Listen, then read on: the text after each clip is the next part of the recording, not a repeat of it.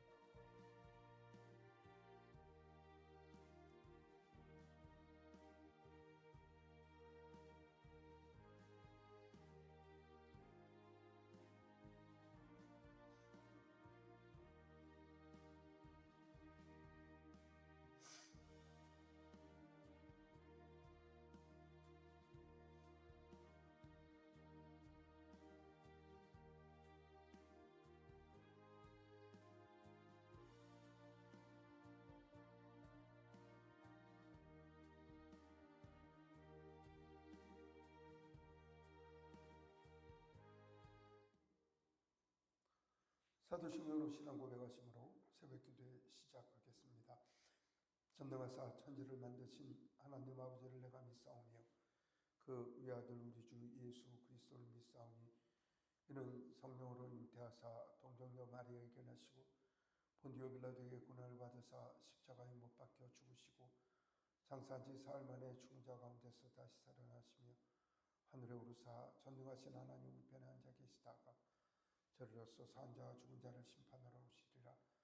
성령을 믿사오며 거룩한 공회와 성도가 서로 교통하는 것과 죄를 사하여 주시는 것과 몸이 다시 사는 것과 영원히 사는 것을 믿사옵나이다.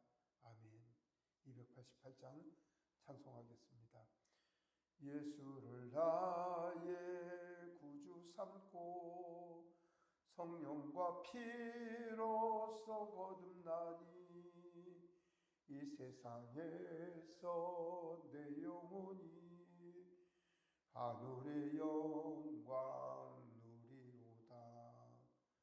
이것이 나의 간증이요 이것이 나의 찬송일세. 나 사는 동안 끊임없이 구주를 찬송하리로다. 온전히 주께 맡긴 내 영 사랑의 음성을 듣는 중에 천사들 왕래하는 것과 하늘의 영광 보리로다. 이것이 나의 간증이요 이것이 나의 찬송일세. 나 사는 동안 끊임없이 구주를 찬송하리로다. 주 안에 기쁨 누림으로 마음의 풍랑이 잔잔하니 세상과 나는 간 곳 없고 구속한 주만 보이도다. 이것이 나의 간증이요 이것이 나의 찬송일세. 나 사는 동안 끊임없이 구주를 찬송하리로다. 아멘. 아멘. 사랑의 하나님 아버지, 지난간 밤도 저희를 사랑하여 주시고 은혜와 자비 가운데 편안히 안식케 하셨다. 저 시간 하나님께 올려드리며 예배할 수 있는 저희들 되게 하여 주심을 감사합니다. 영원히 썩어 죽을 수밖에 없는 저희들을 위하여 이 땅에 오시사 저희 생명을 구원하여 주시고 저희를 하나님 아들로 인쳐주셨사오니 감사합니다. 하나님, 하나님의 백성으로 살아가게 하시고 하나님의 백성으로서의 합당한 삶을 살아갈 수 있도록 오늘도 역사하여 주시옵소서. 사랑하는 주의 백성들 하나님 찬양 찬미하는 마음으로만 엎드려 싸우니 저희의 찬양을 받으시고 하나님께 음양되기를 간절히 소망하오니 이 예배가 아버지 하나님께 기이 선별되는 예배 될 수 있도록 인도하여 주시옵소서. 말씀 읽을 때 주님의 성령께서 저희와 함께하여 주셔서 주님의 말씀 알아갈 수 있도록 도와주시고 아버지의 마음을 헤아릴 수 있도록 도와주시며 결단하여 하나님의 기쁨에 이르도록 저희를 인도하여 주시옵소서. 예수 그리스도 이름으로 기도드리옵나이다. 아멘. 시편 말씀 122편 1절로 9절의 말씀을 읽겠습니다. 사람이 내게 말하기를 여호와의 집에 올라가자 할 때에 내가 기뻐하였도다. 예루살렘아 우리 발이 내 성문 안에 섰도다. 예루살렘아 너는 잘 짜여진 성읍과 같이 건설되었도다. 지파들 곧 여호와의 지파들이 여호와의 이름에 감사하려고 이스라엘의 전례대로 그리로 올라가는도다. 거기에 심판의 보좌를 두셨으니 곧 다윗의 집의 보좌로다. 예루살렘을 위하여 평안을 구하라. 예루살렘을 사랑하는 자는 형통하리로다. 내 성 안에는 평안이 있고 내 궁중에는 형통함이 있을지어다. 내가 내 형제와 친구를 위하여 이제 말하리니 내 가운데 평안이 있을지어다. 여호와 우리 하나님의 집을 위하여 내가 너를 위하여 복을 구하리로다. 아멘. 하나님께 예배하는 여러 성도님들께 하나님께서 은혜와 평강 내려주시길 원합니다. 오늘 우리가 읽은 말씀은 다윗의 시라고 그렇게 여겨지는 시입니다. 그래서 성전에 올라가서 성전의 노래를 불러서 성전 찬송이라고 이야기를 하고 성전에 오르는 찬송이라고 이야기를 합니다. 이제 성경에 성전에 오르면서 감사하는 찬송이 시편에 15편이나 있습니다. 그러니까 120편서부터 133편까지 15편이 되는데 시편이 150편이라고 생각을 했을 때 10%나 되는 어마어마한 분량의 시가 성전에 올리면서 감사하며 감격해서 부르는 시로 볼 수가 있습니다. 그러니까 이렇게 하는 것은 성전에 올라가는 것은 단지 그냥 올라갔다의 뜻이 아니라 하나님 앞에 자신을 드리고 하나님 앞에 응답을 받았다, 하나님께 감사하다고 하는 그 감동들이 있었기에 바로 15편이나 시편이 지어져서 그렇게 찬양을 했던 것으로 알려집니다. 보통 이제 우리가 성경을 보면 편집이라는 표현을 하거든요. 믿음의 사람들로 보면은 우리가 보기에는 성경이 성령 하나님께서 딱 누구에게 지시를 해서 다윗아 써라 그래서 짝짝짝짝짝짝 써갖고 성경이 된 거로 생각을 하지만 성경 연구가들은 그렇게 보지 않고 이제 시편이 누가 쓴 거 있는 게 성경을 한번 집계성할 때 그분들이 이제 편집을 한 거라고 이렇게 모아놓은 거라고 그렇게 보고 있거든요. 만약에 그 측면으로 본다면 시편 119편 다음에 120편에서부터 134편까지 성전 오르는 노래가 있는 거를 보면은 119편에서 말씀에 대한 이야기를 한 다음에 성전을 오를 수 있다 이렇게 표현을 한다는 거죠. 그러니까 성경을 알고 성경의 말씀대로 산 사람들이 성전에 오를 수 있다 이렇게 이야기를 한다는 것이죠. 그래서 이제 우리 1907년 어게인 1907이라는 거 전에 하지 않았습니까? 그 뭐냐면 평양 대부흥 운동인데 그게 이제 1907년에 있었던 것을 그 주도하신 분이 이제 하디 선교사님이라고 하는 분인데 감리교 선교사님이고 우리 감리교 신학교 교장 선생님을 하셨던 분인데 그분이 원래는 사역을 어디서 했냐면 원산이라는 곳에서 사역을 하셨어요.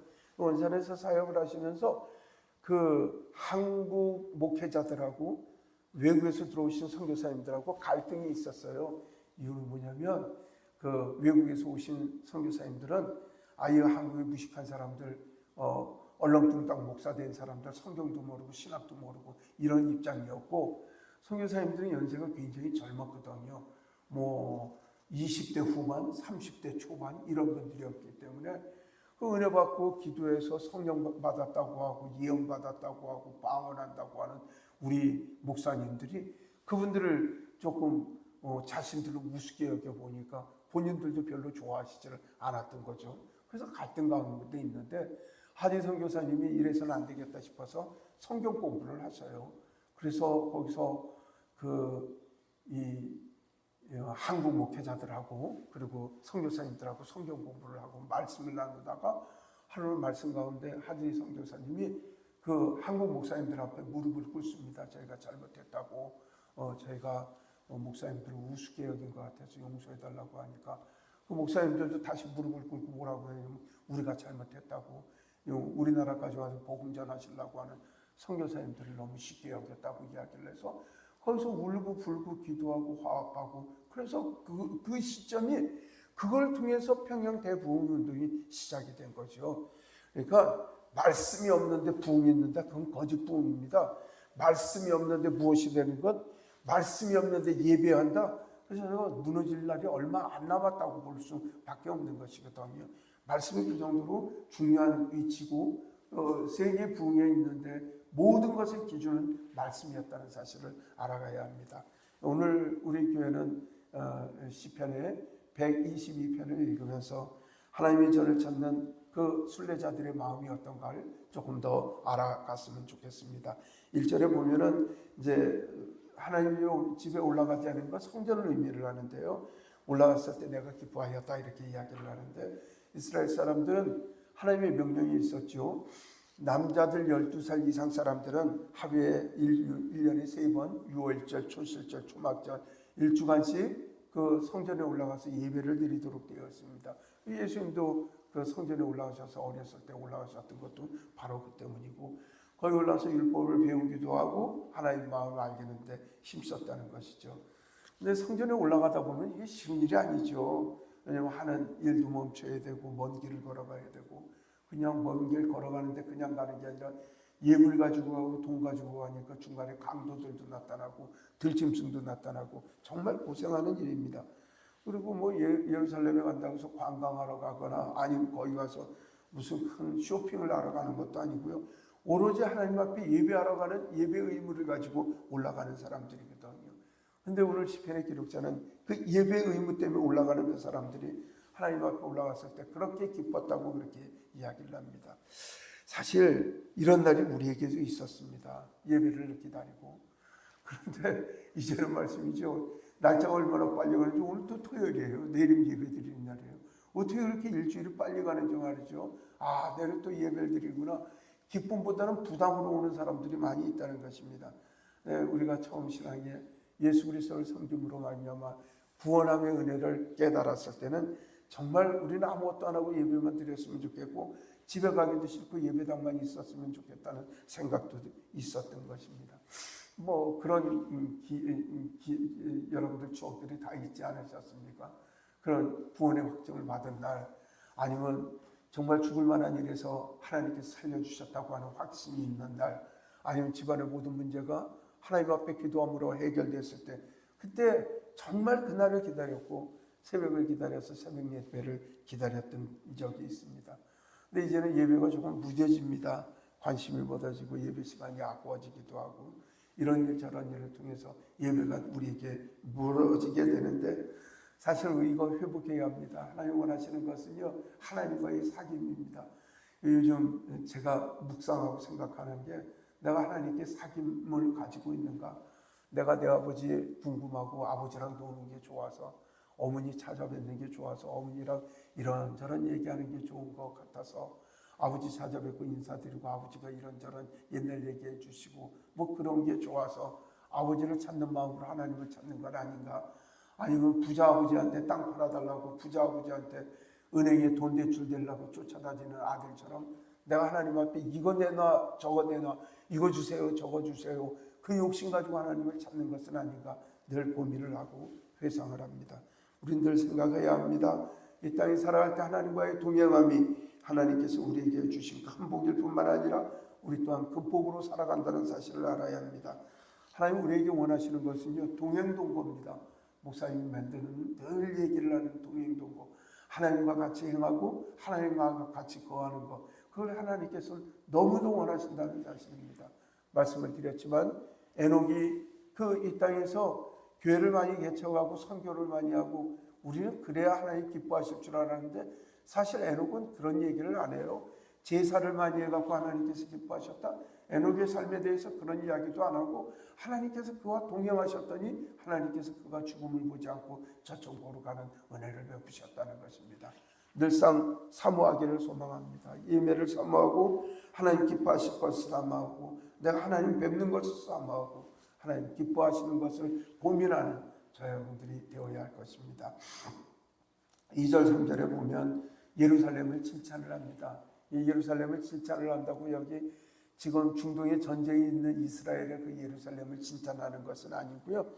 예루살렘이라고 하는 대칭이 뭐냐면 여기서는 하나님의 성호, 하나님을 예배하는 예배의 장소, 하나님의 성소, 뭐 좁은 의미로 얘기를 하면 예배당, 아니면 넓게 얘기한다면 하나님을 예배하는 모든 처소를 이야기를 하는 게 예루살렘아 이렇게 얘기를 하는 거죠. 그러니까 오늘 지금 영상 가운데 있는 분들이라면 여러분들이 거실에서 하나님 앞에 예배를 한다면 그곳이 예루살렘이 되겠고, 그 다음에 여러분들 가정이 하나님 앞에 예배하는 터전이니 거기가 하나님의 예배하는 터전 예루살렘이 될 것입니다. 거기에 대해서 이 다윗 선생은 이야기를 하면서 뭐라고 이야기를 하냐면 하나님을 향하는 너희들의 마음이 정말 복되다고 이야기를 하면서 뭐라고 칭찬하냐면 정말 잘 지어진 아름다운 성이라고 이야기를 하는데, 뭐 당시 예루살렘보다도 잘 지어진 성들이 많이 있거든요. 이스라엘 말고 딴 나라에도. 그러나 믿음의 눈으로 봤을 때 예루살렘이 가장 아름다운 성으로 보였다고 다윗은 이야기를 하고 있습니다. 믿음의 눈으로 우리 교회를 볼 때 우리 교회는 전 세계에서 가장 아름다운 장소가 될 것이며, 믿음의 눈으로 볼 때 여러분들 그 처소가 하나님 앞에 예배할 때 하나님 보시기에, 또한 믿음의 사람들이 보기에 여러분들의 처소가 가장 아름다운 장소가 될 것입니다. 그러면 여러분들은 어느 곳에 계시든지 예배해야 할 것입니다. 작업하는 공간에서도, 아니면 여러분들 직장에서도, 아니면 여러분들의 사업도에서도 하나님께 잠시 엎드려 기도하고 잠시 눈 감아 기도하며 하나님 이곳이 하나님과 함께하는 장소가 되게 해달라고 기도할 때 바로 다윗이 얘기하는 예루살렘을 아름다운 성으로 칭찬하듯이 여러분들의 처소, 활동하는 장소가 하나님께 영광 돌리며 하나님께서 기뻐하시는 장소가 될 줄로 믿습니다. 4절, 5절 보면은 말씀이죠. 그 다윗의 집에 대해서 이야기를 하거든요. 이스라엘의 지파에는 12지파가 있지 않습니까? 12지파, 지금 우리가 요셉 이야기를 듣고 있는데 그 사람들이 12지파가 루벤부터 시몬, 레위, 유다 그 순으로 나서 마지막 그 요셉과 베냐민까지 해갖고 12명이 있는데, 정말 그 사람들의 흠결을 따져보면 말씀입니다. 성경은요, 저게 사람이 썼다고 하면 셰익스피어가 그런 이야기를 했대요. 성경을 만약에 이게 사람이 썼다면 그 사람이 하나님이다라고 얘기해요. 그 이야기 가운데 뭐냐면 사람이 썼다는 얘기가 아니라 하나님 아니고서는 기록할 수 없는 내용이라는 거죠. 이거 봐보세요. 그분들에 대한 흠결에 대해서 숨기는 것들이 없어요. 성경은 다윗이 모든 사람들이 그 시 다윗을 그렇게 칭송하고 또 하나님께서 다윗을 그렇게 멋진 사람이라고 하나님께서 칭찬하시고 유대의 후대 왕들이 하나님 앞에 범죄했을 때 다윗 같지 않아서, 또 그들이 하나님 앞에 잘 살 때는 다윗 같아서 그런 표현을 하면서 성경을 쓰게 하셨을지라도 다윗의 죄악에 대해서는요 엄연히 그저 남기지 않고 다 쓰고 계시다는 거죠. 놀랍지 않으십니까?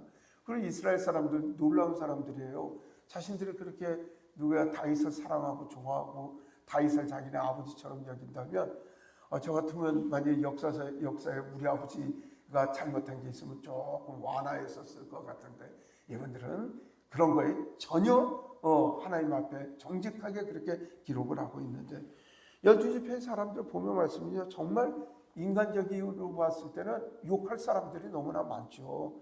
생각을 해보세요. 루벤 같은 경우에는 자기 서모 아버지의 아내를 범한 사람인데 그 분명히 있어요. 그런데도 하나님께서 그 루벤을 가지고 그 루벤 지파를 만드시고요. 시몬이나 레위 같은 경우는 악독하게 사람들을 그렇게 쳐 죽였어도 시몬 지파도 만드시고 레위 지파도 만드시고 말씀이죠. 하나님 놀라운 은혜를 베풀어 주셨다는 것입니다. 이유는 뭐냐면 야곱에게 약속을 하시고 이삭에게 약속을 하시고 그 다음에 아브라함에게 약속하신 대로 하나님께서 그 약속을 지키시기 위하여 지파를 만드셨는데 지파별로 하나님 앞에 살아가게 만드셨다는 거죠.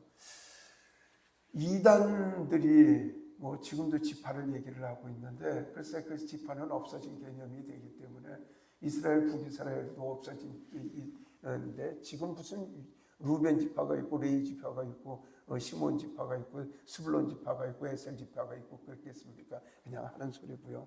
그런데 우리가 이 땅에 살아가면서 분명 하나님의 소속된 사람들이라는 사실을 알아야 합니다. 그냥 하나님께서 산에 들어가서 도 닦고 살거나 아니면 자연인으로 살게 하는 게 아니라 하나님 앞에 함께 예배하며 예배 공동체를 만들게 하셨다는 것입니다. 12지파에 속한 사람들처럼 하나님이 예배하는 예배 지파로 저와 여러분들 선택하셨다는 사실을 알아야 합니다. 4절에는 하나님 전에 예배하러 가는 목적에 대해서 이야기를 하는데 저는 간혹 집안에 있다고 뭐라고 얘기를 하거나 세상 사람들이 뭐라고 하면 나 삐졌어. 너 하나님 앞에 고자질할 거야. 뭐 이런 이야기 가끔 농담 삼아 얘기하는데 예배를 그 목적으로 하는 분들이 계시죠. 세상에서 속상하고 마음 상하게 한 사람이 있으면 내가 예배하면서 하나님 앞에 다 고자질해야지. 너는 벌 주라고 할 거야. 뭐 이런 마음으로 말씀이죠. 근데 예배는 4절에 보면 예배의 목적, 하나님 전에 올라가는 목적은 무엇이냐면 하나님을 예배하러 올라간다고 그렇게 이야기를 하고 있습니다. 그러니까 예배하는 목적은 온전히 하나님 앞에 감사하는 목적을 위하여 한다는 것이죠. 어떤 장로님 기도하는 거 보면 말씀이죠.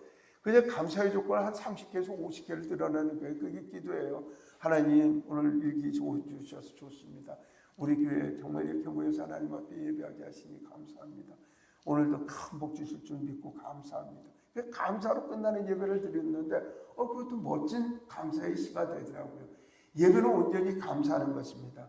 아파도 감사, 심지어 죽어도 감사, 그렇다는 것입니다. 어느 교회 장로님이 사모님이 돌아가셨어요. 근데 기도를 하는데 우리 집사람 데려가 주셔서 감사합니다 하고 기도를 해갖고 그건 참 은혜가 되지는 않았지만 말을 순화해야 되겠지만 사실 장로님의 속뜻을 보면 그 아파갖고 고통을 당하던 그 사모님께서 그 더 이상 고통당하지 않고 하늘나라 데리고 가신 거예요. 그 마음속 깊이의 감사가 있는 게 어떻게 표현으로 잘못돼서 그렇게 됐던 거죠. 심지어는 우리는 전에도 여러분들에게 말씀 올렸습니다마는 어저께 죽었어도 감사할 인생이 우리라는 사실을 기억하신다면 예배의 순간순간이 감사하다는 사실을 알아야 하는 것입니다. 하나님께서 늘 우리에게 감사를 통해서 더 감사한 일을 보내주십니다. 지난주 토요일 날 말씀, 지난주에 예초를 하려고 하는데 예초가 고장이 난 거예요. 시동이 안 걸려요. 예초가 자꾸만 고장이 나서 여러 그래서 그걸 청수리까지 고치러 가지 않았어요. 그랬더니 그 사장님이 얼마나 친절하게 해주시던지 그러더니 그 타브레트인가 그것도 부품 고장 났다는 거 5만 원짜리를 3만 원짜리로 깎아주고 말씀이죠. 저보고 예초기를 하나 자꾸만 더 사라고 하는 거예요. 고장 나면 어떡하냐고. 얼마냐니까 35만 원짜리인데 사면 30만 원까지 주겠대요. 그래서 얼떨결에 33만 원에 새 거 하나 생기고 새 거 고치고 그렇게 왔습니다.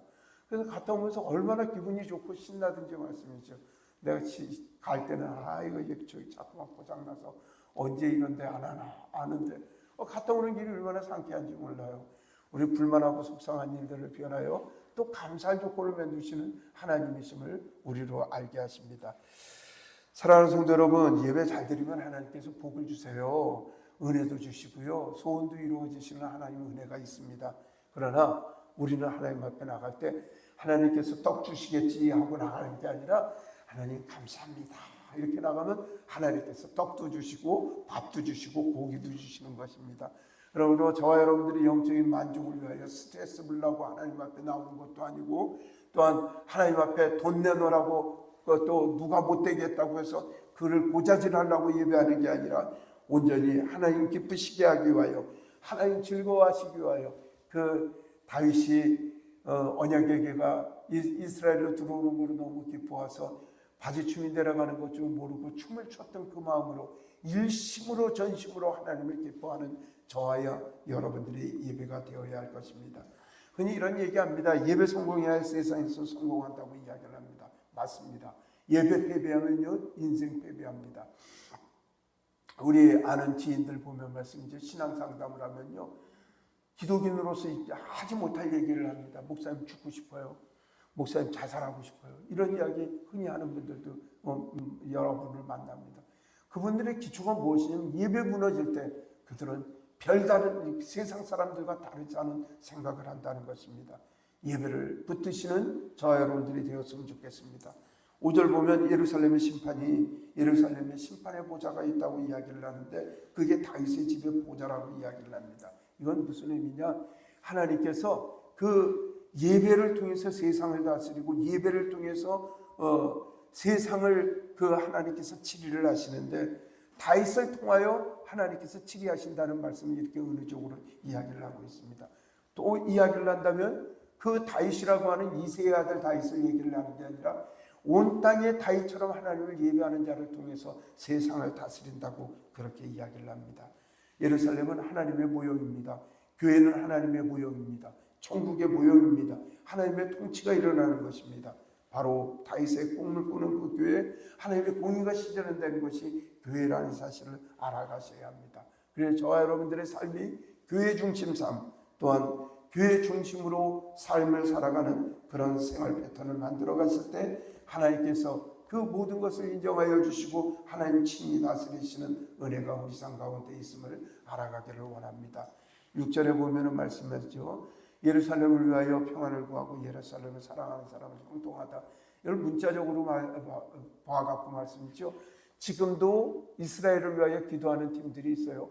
뭐 백투더 이스라엘을 이야기를 해서 이스라엘까지 또 한 바퀴 돌아서 복음이 돌아가서 이스라엘 사람들에게 우리 예수 그리스도의 교회가 들어가게 되면 그때 되면 주님 오실 때가 됐다고 하는 어거지 없는 성경에도 없는 말을 이야기를 해서 이단에게 정죄받는 사람들도 있고 하는데 여기서 예루살렘이라고 이야기를 하는 것은 예배의 중심지 하나님의 통치의 중심지가 되는 그것을 위하여 구하라는 거고 하나님의 통치가 일어나고 예배 통치가 일어나는 그것을 위하여 기도하라고 하는 뜻이기도 한다는 것입니다. 예루살렘을 사랑한다는 의미는 이스라엘에 있는 지금 전쟁을 하는 예루살렘을 의미하는 게 아니라 하나님을 예배하는 예배터 그 이야기를 하면 바로 교회를 사랑하고 예배를 사랑하는 그런 사람들에게 형통함이 있다는 사실을 이야기를 하고 있습니다. 사랑하는 성도 여러분, 예배 삼행함이 저와 여러분들의 전심이길 간절히 원합니다. 7절 8절 보면 예배하는 이들에게 평안을 구하고 있습니다. 그리고 그 예배를 원하는 이들에게 사모하는 이들에게 하나님 베푸실 은혜에 대해서 이야기를 하고 있습니다. 사랑하는 성도 여러분, 여러분들에게 특별히 오늘 새벽기도 나오셔서 구하고 간구하는 분들이 많은 기도 제목을 가지고 구할 줄로 믿습니다만은 무엇보다도 여러분들의 예배 삶의 부흥 이전에 예배 부흥이 일어나고 또한 예배 갈망을 통하여 하나님의 은혜가 여러분들의 사업이나 가정이나 또한 가정의 모든 이들에게 큰 복으로 나타나시길 간절히 원합니다. 9절 말씀 우리 같이 한번 읽겠습니다.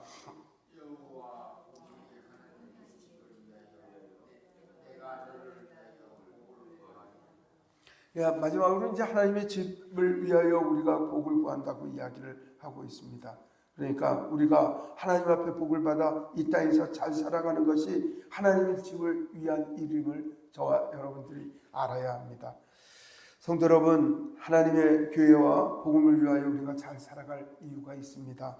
세상에서 성공하고 규모 있게 하나님 앞에 형통함을 누리고 세상이 우리를 바라보게 하는 것도 복음을 위하여 또한 하나님의 교회를 위하여 우리가 해야 할 주님을 위한 책무라는 사실입니다. 여러분들이 잘 돼야 돼요. 잘 돼서 물론 어렵고 힘든 가운데서도 고난 가운데서도 예수 그리스도를 믿고 섬기는 것을 세상에 보게 하여 세상으로 놀래게 하는 것도 그것도 복음을 전하고 그 다음에 하나님 나라를 위하여 살아가는 방법이 되기도 하지만 여러분들이 떳떳하고 잘 살게 되면 이런 얘기들 하지 않겠어요? 야, 누구는 우리 조카 누구는 우리 삼촌 누구는 세상에 굉장히 어렵게 살다가 어느 날 예배당 다닌다고 예배당 다니더니 아픈 것도 치료가 되고 가정도 좋아지고 집안이 화목해지고 그렇게 됐어. 이게 하나님께도 영광되고 또 교회를 위해서도 좋은 일이 아니겠습니까? 바로 이런 일들이 예배 사모하는 이들을 통하여 형통함에 대한 이야기라는 것입니다. 오늘 말씀을 통해서 예배 사모하는 이들에게 형통함에 대한 이야기를 우리는 읽고 해석을 해봤습니다. 이분들이 순례길을 올라간다고 하는데 순례길은 고난의 길이죠. 생각을 해보세요. 양 끌고 그 다음에 염소 끌고 비둘기 끌고 그 재물을 끌어오면서 말씀이죠. 몇십 킬로, 몇백 킬로를 걸어가고 성전을 향하여 올라갈 텐데 말씀이죠. 탈 것도 있는 것도 아니고 니아가가 있는 것도 아니고 그것들 흠결이 있으면 또 예배 받아주지도 않으니 그 얼마나 조심해서 몇 날 며칠을 걸어서 성전을 올라갔겠습니까? 예배 사모하는 마음, 그 마음이 있기에, 하나님 사모하는 마음이 있기에 6월절 또 하나님 정하신 그 절기에 올라가서 하나님 앞에 예배를 하고 살아갔다는 것입니다. 사랑하는 성도 여러분, 우리가 살아가는 일이 천년만년 사는 것 같지만 그렇지 않습니다. 어렸을 때 우리 바깥에서 놀이하고 있으면요, 어머니 불러요. 야, 누구야, 두랑 밥 먹으라 얘기를 하면 말씀이요, 너는 그 다 때려치고 집으로 뛰어 들어갑니다. 친구들하고 약속도 없습니다. 그냥 뛰어 들어가는 것입니다. 놀다가 누구 없으면 엄마가 불렀으면 가는 겁니다. 누가 친구 누구가 어디 가냐 하면 엄마 불러서 갔다고 하면 끝인 것입니다. 우리 인생 그렇습니다. 이 땅에서 아무리 부귀영화를 누리고 중요한 일을 한다 할지라도 오늘 저녁이라도 주님 부르시면 우리는 주님 앞에 갈 수밖에 없습니다. 갔을 때 하나님께서 너 뭐 하다 왔니? 물어보시면 저 여러분들 대답은 저는요 하나님 앞에 순종하다 왔습니다. 이것이 하나님 앞에서는 저와 여러분들의 대답이길 간절히 원합니다. 예배 백성으로 살아가는 우리 도교회가 되길 간절히 소망합니다. 기도하겠습니다. 자비로우신 하나님, 죄를 지키시고 인도하여 주셔서 새벽부터 주님 찬양 찬미할 수 있도록 도와주심을 감사합니다. 하나님, 저희가 주님만을 예배하는 예배 백성으로 살아갈 수 있도록 도와주시옵소서. 하나님만을 찬양하고 찬미하는 것이 생명의 전부임을 믿고 따르는 저희들의 삶이 될 수 있도록 도와주시옵소서. 하나님, 강세욱 권사님 저 시간 하나님께 올려드리며 예배하며 기도하고 나가고 있습니다. 하나님 지키시고 보호하여 주시고 인도하여 주시고 그 사업과 가정과 아버지 하나님의 아이들을 지켜주셔서 주의 은혜와 은총 가운데 아름다운 주의 가정이 될 수 있도록 도와주시고 하나님만을 예배하고 찬미하는 가정 될 수 있도록 우리 하나님 역사하여 주시고 인도하여 주시길 간절히 원하고 바라옵나이다. 우리 강권사님 강건한 은혜를 주셔서 영육간에 아버지 하나님께서 큰 은혜를 주셔서 늘 새 힘이 넘치는 귀한 은혜로 살아갈 수 있도록 도우시고 인도하여 주시옵소서. 김숙희 집사님 주님께서 도우시고 인도하여 주시니 감사합니다.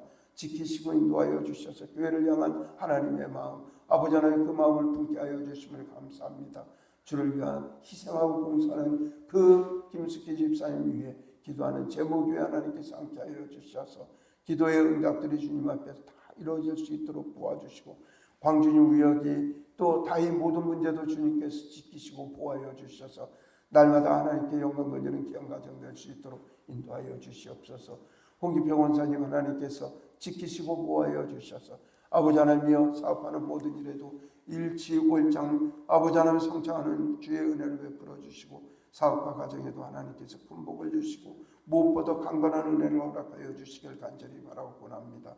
기도하고 구하는 것들이 예수님 안에서 다 형통함을 얻을 수 있도록 우리 하나님께서 함께하여 주시옵소서.